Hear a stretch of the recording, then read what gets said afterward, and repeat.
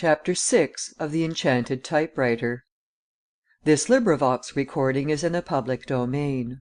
The Enchanted Typewriter by John Kendrick Bangs. Chapter 6. The Boswell Tours. Personally conducted.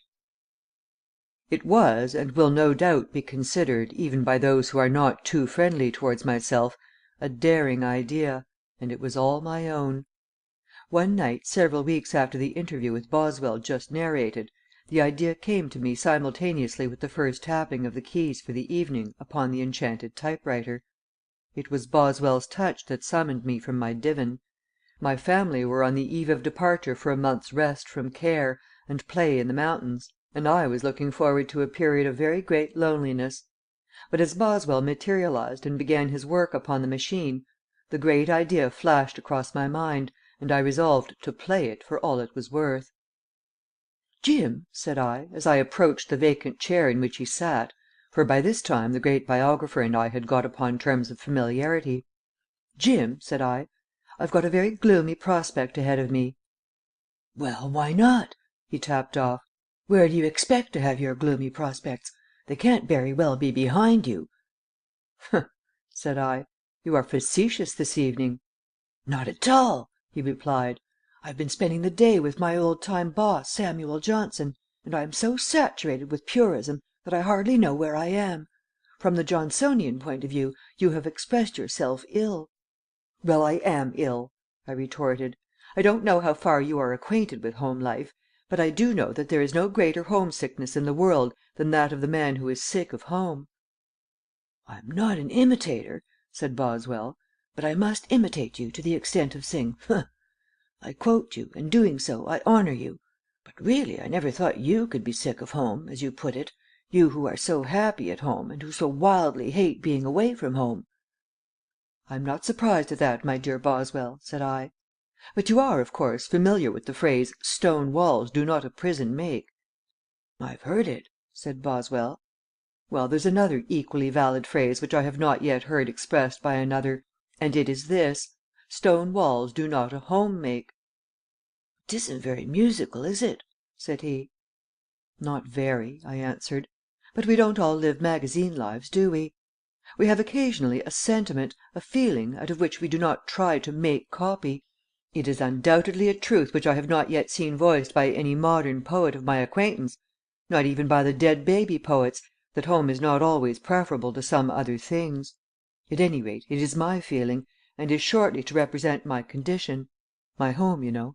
It has its walls and its pictures, and its 1,001 comforts and its associations, but when my wife and my children are away, and the four walls do not re echo the voices of the children, and my library lacks the presence of Madam, it ceases truly to be home, and if I've got to stay here during the month of August alone, I must have diversion, else I find myself as badly off as the butterfly man, to whom a vaudeville exhibition is the greatest joy in life." "I think you are queer," said Boswell. "Well, I am not," said I. "However low we may set the standard of man, Mr. B." And I called him Mr. B. instead of Jim, because I wished to be severe and yet retain the basis of familiarity. "However low we may set the standard of man, I think man as a rule prefers his home to the most seductive roof garden life in existence." "Wherefore?" said he, coldly. "Wherefore my home about to become unattractive through the absence of my boys and their mother, I shall need some extraordinary diversion to accomplish my happiness. Now if you can come here, why can't others? Suppose to night you dash off on the machine a lot of invitations to the pleasantest people in Hades, to come up here with you and have an evening on earth, which isn't all bad." "It's a scheme and a half," said Boswell, with more enthusiasm than I had expected. "I'll do it. Only, instead of trying to get these people to make a pilgrimage to your shrine, which I think they would decline to do, Shakespeare, for instance, wouldn't give a tuppence to inspect your birthplace as you have inspected his, I'll institute a series of Boswell's personally conducted pleasure parties, and make you my agent here. That, you see, will naturally make your home our headquarters, and I think the scheme would work a charm, because there are a great many well-known Stygians who are curious to revisit the scenes of their earlier state, but who are timid about coming on their own responsibility." "I see," said I. "Immortals are but mortal after all, with all the timidity and weaknesses of mortality. but I agree to the proposition, and if you wish it, I'll prepare to give them a rousing old time." "And be sure to show them something characteristic," said Boswell. "I will," I replied. "I may even get up a trolley party for them." "I don't know what a trolley party is, but it sounds well," said Boswell. "And I'll advertise the enterprise at once. Boswell's Personally Conducted Pleasure Parties. First Series, No. 1, trolleying through Hoboken. For the round trip, $4. Supper and all expenses included. No tips. Extra ladies' ticket, $1." "Hold on!" I cried. "That can't be. These affairs will really have to be stag parties with my wife away, you know." "Not if we secure a suitable chaperon," said Boswell. "Anyhow," said I, with great positiveness, "you don't suppose that in the absence of my family I'm going to have my neighbor see me cavorting about the country on a trolley car full of queens and duchesses and other females of all ages? Not a bit of it, my dear James. I'm not a strictly conventional person, but there are some points between which I draw lines. I've got to live on this earth for a little while yet, and until I leave it I must be guided more or less in what I do by what the world approves or disapproves." "Very well," Boswell answered. "I suppose you are right. But in the autumn, when your family has returned?" "We can discuss the matter again," said I, resolved to put off the question for as long a time as I could, for I candidly confess that I had no wish to make myself responsible for the welfare of such Stygian ladies as might avail themselves of the opportunity to go off on one of Boswell's tours.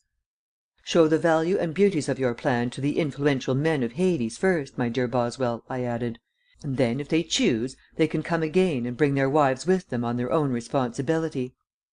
"I fancy that is the best plan, but we ought to have some variety in these tours," he replied. "A trolley party, however successful, would not make a great season for an entertainment bureau, would it?" "No, indeed," said I. "You are perfectly right about that. What you want is one function a week during the summer season. Open with the trolley party as No. 1 of your first series. Follow this with an evening of vaudeville, the grand tour of the roof gardens. After that have a Sunday at the seaside, surf bathing, summer girls and sand. That would make a mighty attractive line for your advertisement." "Magnificent! I don't see why you don't give up poetry and magazine work and get a position as poster writer for a circus. You are a mediocre magazinist, but in the poster business you'd be a genius." This was tapped off with such manifest sincerity that I could not take offence, so I thanked him and resumed. "The grand finale of your first series might be a tandem scorch, a century run on a bicycle built for 200." "Magnificent!" cried Boswell, with such enthusiasm that I feared he would smash the machine. "I'll devote a whole page of my Sunday issue to the prospectus. But to return to the woman question, we ought really to have something to announce for them.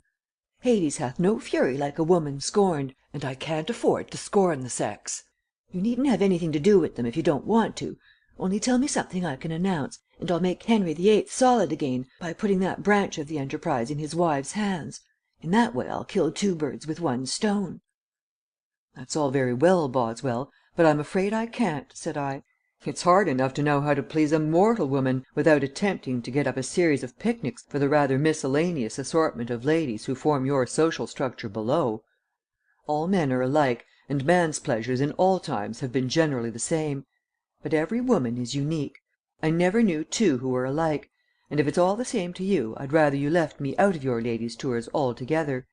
Of course I know that even the Queen of Sheba would enjoy a visit to a Monday sale at one of our big department stores, and I am quite as well aware that 9 out of 10 women in Hades or out of it would enjoy the millinery exhibition at the opera matinee, and if these two ideas impress you at all you are welcome to them, but beyond this I have nothing to suggest." "Well, I'm sure those two ideas are worth a great deal," returned Boswell, making a note of them. "I shall announce 4 trips to Monday sales." "Call 'em to Bargaindale and back, the great marked down tour, and be sure you add, 'For able bodied women only. No tickets issued except on recommendation of your family physician.' This is especially important, for next to a war or a football match there's nothing that I know of that is quite so dangerous to the participants as a bargain day." "I'll bear what you say in mind," quoth Boswell, and he made a note of my injunction. "And immediately upon my return to Hades I will request an audience with Henry's queens, and ask them to devise a number of other tours likely to prove profitable and popular."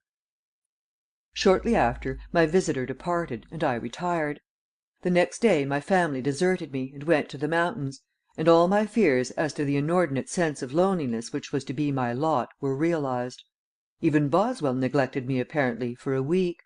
I went to my desk daily, and returned at night hoping that my typewriter would bring forth something of an interesting nature, but naught other than disappointment awaited me. For a whole blessed week I was thrown back upon the society of my neighbors for diversion. The typewriter gave no sign of being. Little did I guess that Boswell was busy working up my scheme in his Stygian home. But it came to pass finally that I was roused up. Walking one morning to my desk to find a bit of memoranda I needed, I discovered a typewritten slip marked, "No time for small talk. Boswell's tours grand success. Trolley party to night. 10 cars wanted. Jim." It was a large order for a town like mine, where 40,000 people have to get along with 5 cars, 2 open ones for winter and 2 closed for summer, and one, which we have never seen, which is kept for use in the repair shop. I was in despair. 10 carloads of immortals coming to my house for a trolley party under such conditions! It was frightful. I did the best I could, however. I ordered 1 trolley car to be ready at 8, and a large variety of good things edible and drinkable, the latter to be held subject to the demand notes of our guests. As may be imagined, I did little real work that day, and when I returned home at night I was on tenterhooks lest something should go wrong. But fortunately Boswell himself came early and relieved me of my worry. In fact, he was at the machine when I entered the house. "Well," he said, "have you the 10 cars?" "What do you take me for?" said I. "A trolley car trust? Of course I haven't. There are only 5 cars in town, one of which is kept in the repair shop for effect. I've hired one." "Huh!" he cried. "What will the kings do?" "Kings?" I cried. "What kings?" "I have 9 kings and 1 carload of common souls besides for this affair," he explained. "Each king wants a special car." "Kings be jiggered!" said I. "A trolley party, my much beloved James, is an essentially democratic institution, and private cars are not de rigueur. If your kings choose to come, let 'em hang on by the straps." "But I've charged 'em extra!" cried Boswell. "That's all right," said I. "They receive extra. They have the ride plus the straps, with the privilege of standing out on the platform and ringing the gong if they want to. The great thing about the trolley party is that there's no private car business about it." "Well, I don't know," Boswell murmured reflectively. "If Charles I and Louis XIV don't kick about being crowded in with all the rest, I can stand anything that Frederick the Great or Nero might say, but those 2 fellows are great sticklers for the royal prerogative."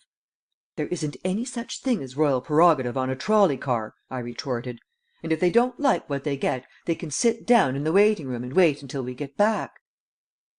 But Boswell's fears were not realized.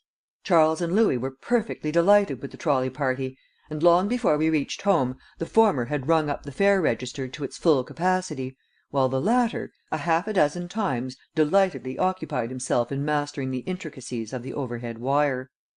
The trolley party was an undoubted success. The same remains to be said of the vaudeville expedition of the following week.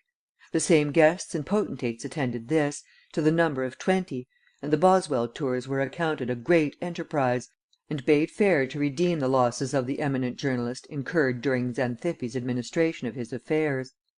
But after the bicycle night I had to withdraw from the combination to save my reputation. The fact upon which I had not counted was that my neighbors began to think me insane.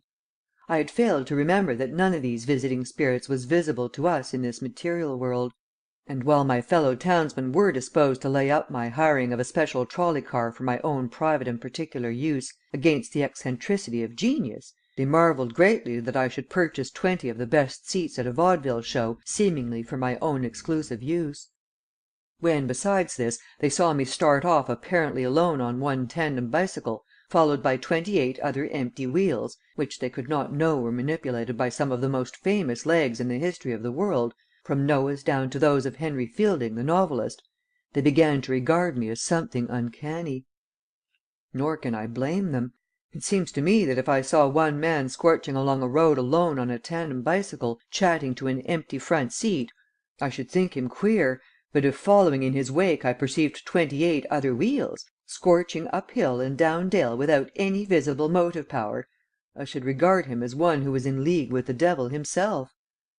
Nevertheless, I judge from what Boswell has told me that I am regarded in Hades as a great benefactor of the people there, for having established a series of excursions from that world into this, a service which has done much to convince the Stygians that after all, if only by contrast, the life below has its redeeming features. Chapter VII.